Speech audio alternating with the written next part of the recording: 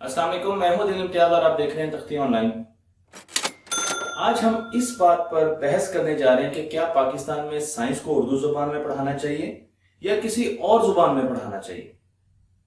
तो मैं अपनी बात का आगाज करूंगा एक मूवी से।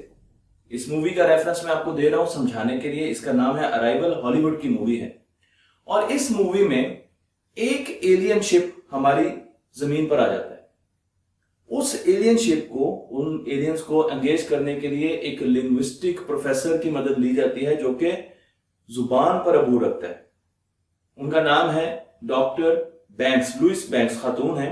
और वो जाती हैं एलियन से, उनसे बातचीत करती हैं। उनको उनकी बात की समझ नहीं आती, लेकिन फिर उन्हें एलियन की हैंडराइटिंग नजर आती है। वो कुछ रिंग्स की फॉर्म में अपनी चीजें, अपनी जुबान को लिखते हैं। मैं आपको वो रिंग्स यहां पर भी दिखा रहा हूं। आहिस्ता आहिस्ता वो उन रिंग्स को समझने की कोशिश करती हैं, वो उन एलियन की जुबान को समझने की कोशिश करती हैं। और फिर उनको एहसास होता है कि जिस तरीके से हम जुमला लिखते हैं, एक तरफ से शुरू करते हैं और एंड करते हैं, एलियंस की जुबान थोड़ी सी मुख्तलिफ थी। वो रिंग्स बनाते थे, लेकिन उनकी जुबान समझने के बाद डॉक्टर बैंक्स को आइडिया हो गया कि उनको मुस्तकबिल के बारे में पता होता था। उनको पता था कि जो कन्वर्सेशन शुरू हुई है, जो बहस शुरू हुई है, उसका इख्तिताम कैसे होगा। जो जो डॉक्टर बैंक्स उनकी जुबान के बारे में जानती गई, उसी तरीके से उनको मुस्तकबिल के बारे में ख्वाब आने शुरू हो गए। खुली आंखों के साथ उनको ऐसे ख्वाब आते थे जिनमें उनको मुस्तकबिल नजर आना शुरू हो गया। उनको पता चल गया कि उनकी एक आने वाले जमाने में एक बेटी होगी जो कि जवानी में मर जाएगी। वो बहुत हैरान हुई। लेकिन इस मूवी में यह दिखाया गया है कि जिस जुबान को आप जानते हैं, उसमें जो जो करेक्टरिस्टिक्स होती हैं, जो जो खसलतें होती हैं, आपकी थिंकिंग भी उस तरफ जाती है। मैं आपको ऐसी बहुत सी एग्जांपल्स दे सकता हूं, लेकिन सबसे अहम जो रिसर्च की गई वो एक कबीले पर की गई जिसका नाम था हिम्बा कबीला। आज भी एग्जिस्ट करता है, साउथ अफ्रीका का कबीला है। और उस कबीले में जब लोगों को रंग दिखाए गए तो साइंसदानों को, रिसर्चर्स को यह जानकर बड़ी हैरानी हुई कि वो नीले और सब्ज रंग में डिस्टिंग्विश नहीं कर सकते। उनको मुख्तलिफ रंग नहीं जानते। उनको जब नीला रंग दिखाया जाता था, डब्बे दिखाए जाते थे सब्ज रंग के और उसमें नीला रंग दिखाया जाता था, तो वो उसको सब्ज रंग ही समझते थे। फिर उन्हें अंदाजा हुआ, साइंसदानों को अंदाजा हुआ, रिसर्चर्स को अंदाजा हुआ कि उनकी जुबान में नीले और सब्ज रंग के लिए एक लफ्ज इस्तेमाल होता है। क्योंकि नीले रंग के लिए अलग से लफ्ज नहीं था, इसलिए वो उस चीज को थिंक नहीं कर सकते थे, विजुलाइज नहीं कर सकते थे। अगर हम रशिया में देखें तो रशियन में नीले रंग के लिए 4 लफ्ज इस्तेमाल होते हैं। जापान में सब्ज और नीले रंग के लिए एक लफ्ज इस्तेमाल होता है।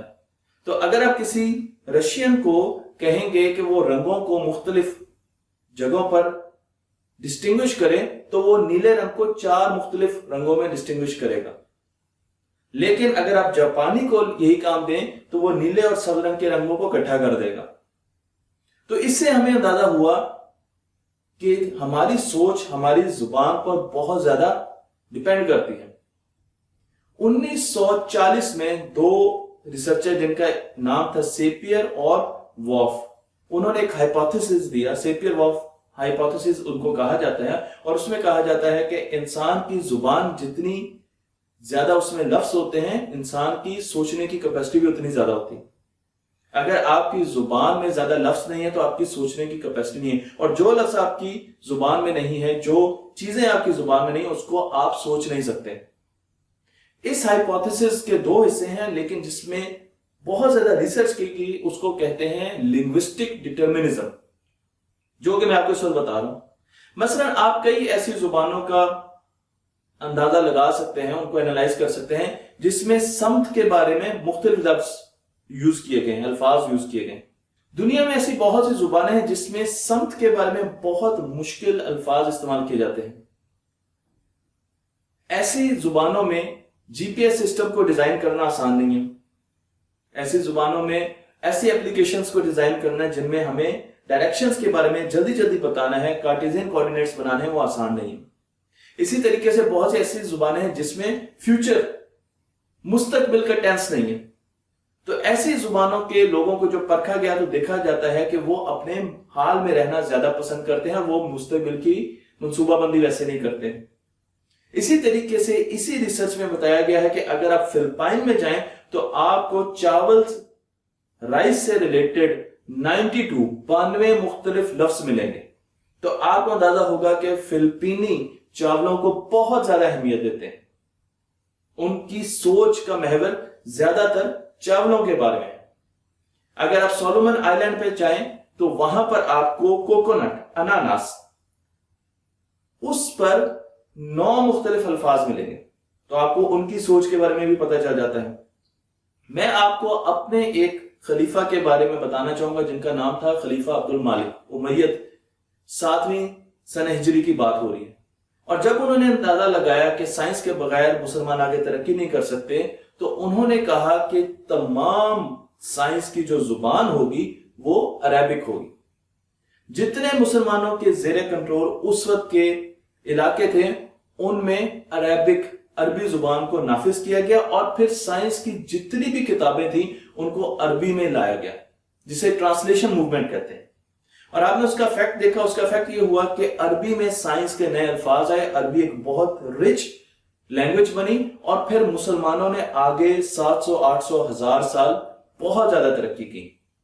आज हम जब बात करते हैं उर्दू जुबान की, तो उर्दू जुबान में 9वीं क्लास या 10वीं क्लास के जो पहले फिजिक्स के चैप्टर हैं उनमें डॉट प्रोडक्ट और क्रॉस प्रोडक्ट को ले लिया जाए तो हमारे पास उर्दू में कोई लफ्ज नहीं। जब मैंने यही सवाल अपने इंडिया के दोस्तों से पूछा तो उन्होंने बताया कि उनके पास डॉट प्रोडक्ट के 2 हिंदी लफ्ज हैं, वो उन्होंने मुझे बताए भी। और इसी तरीके से क्रॉस प्रोडक्ट के भी 2 हिंदी लफ्ज हैं। चाइना में अगर चाइनीज को आप गूगल करें तो वहां पर भी चाइनीज में डॉट प्रोडक्ट और क्रॉस प्रोडक्ट के अल्फाज हैं। लेकिन हमारी जुबान में साइंस को ना तो हमने उतनी अहमियत दी, ना साइंस के लफ्जों को हम लेकर आए, और उसकी वजह से जो हमें सबसे बड़ा नुकसान हो रहा है वो नुकसान यह है कि हमारी सोच में साइंस के मुख्तलिफ नुक्ते, मुख्तलिफ थेरीज, मुख्तलिफ आइडियाज नहीं आ रहे। हम साइंटिफिकली सोचते नहीं है। साइंस के लिए हमारी जुबान जरखेज नहीं है। तो अगर हमें अपने बच्चों को साइंस की तरफ लेके जाना है, उनको सैटेलाइट्स के बारे में बताना है, उनको स्पेस के बारे में बताना है, उनको थ्योरी ऑफ रिलेटिविटी के बारे में बताना है, तो इस चीज के लिए बहुत जरूरी है कि वो तमाम साइंस का मवाद हम उर्दू में लेकर आए। और जब हम उर्दू में लेके आएंगे, क्योंकि ज्यादातर हमारे बच्चे, हमारे मुल्क के तकरीबन 90% से ज्यादा बच्चे सिर्फ उर्दू समझते हैं, तो उनके लिए बहुत आसानी होगी कि वो साइंस को पढ़ भी सकेंगे और साइंस के बारे में सोच सकेंगे। जिन जिन चीजों को, जिन जिन अल्फाज को हम नए मुतारिफ कराएंगे उर्दू में, हमारी थिंकिंग कैपेसिटी बढ़ेगी, हमारे फिक्र करने की सलाहियत बढ़ेगी, हमारा तफक्कर बढ़ेगा। साइंस को उर्दू में लाने का एक फायदा यह होगा कि हमारा दिमाग भी खुलेगा और हम वही काम कर रहे होंगे जो अब्दुल मालिक, हमारे खलीफा अब्दुल मालिक ने 7वीं हिजरी में किया था। साइंस को उर्दू में लाने का सबसे बड़ा फायदा यह होगा कि हमारा दिमाग खुलेगा। हम उर्दू में पढ़ते हुए भी साइंस के मुख्तलिफ नजरियों को देख सकते हैं, सोच सकते हैं और मुस्तकबिल की रिसर्च भी कर सकेंगे, क्योंकि हमारी जुबान उर्दू है और उर्दू में हमें काफी अबूर हासिल होता है। तो जब साइंस उसमें आएगी तो हमारा जुबान तो हमारी अच्छी होगी, लेकिन हमारा सोचने का तरीका बहुत बदल जाएगा। जिन जिन जुबानों को साइंस ने आकर बताया उनके सोचने का तरीका बहुत ज्यादा इंप्रूव हुआ है, उसमें जिद्दत आई है।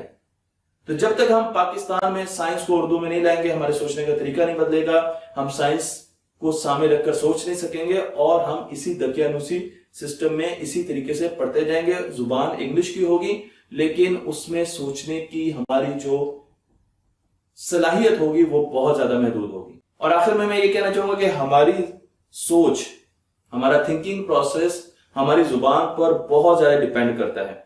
तो अगर हमारी जुबान कमजोर होगी तो हमारा थिंकिंग प्रोसेस भी कमजोर होगा और हमारी फ्यूचर की रिसर्च भी कमजोर होगी। और अगर हमारी जुबान ताकतवर होगी, हमें अपनी जुबान पर फख्र होगा, हम उसमें नए नए लफ्ज लेकर आएंगे, नई नई किताबें लिखेंगे, बाहर के आइडियाज को उसमें लेकर आएंगे, तो उसका इफेक्ट हमारे बच्चों की सोच पर पड़ेगा और हमारे बच्चे मुस्तकबिल में बहुत अच्छी रिसर्च कर सकेंगे और नई नई थ्योरीज दे सकेंगे। अपनी जुबान पर फख्र कीजिए और उसमें पढ़ने को आर ना समझिए। तख्ती ऑनलाइन को लाइक कीजिए, शेयर कीजिए और इस इल्म को आगे तक पहुंचा दीजिए।